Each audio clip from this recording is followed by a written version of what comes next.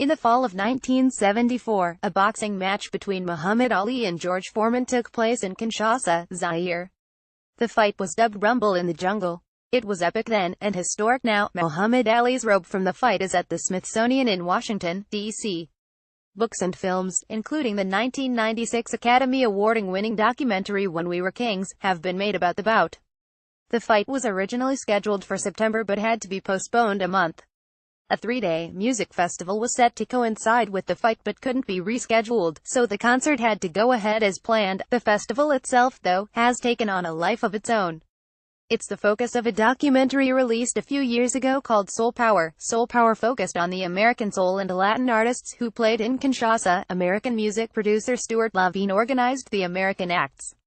"We had this incredible array of who's who in black American music at the time," he says. "There was James Brown, B.B. King, the Spinners, Bill Withers, and the Fania All-Stars."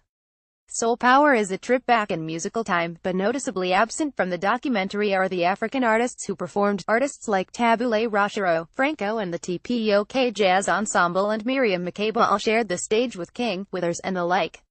These musicians were super well known on the continent, but less so in the US. But now that's changing. A few months ago, a double came out that highlights the African artists called Zaire 74.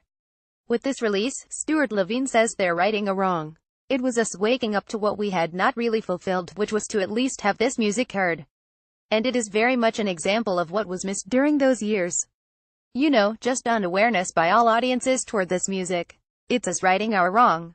And also the audience being able to hear just how staggeringly great these performers were, particularly on that night." South African trumpeter Hugh Masekela was Stuart Levine's counterpart in Africa.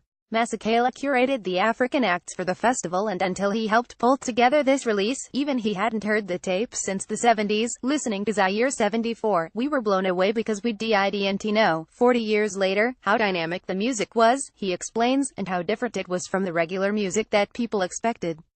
These people really prepared for the festival, so now the question is, could there be a film that focuses on the African musicians? I don't think so, says Levine.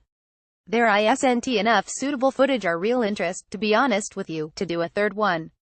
The idea is, I don't know, if you close your eyes and listen to this music, I think you end up there. If you close your eyes you're in Zaire. So we'll have to savor the release of Zaire 74.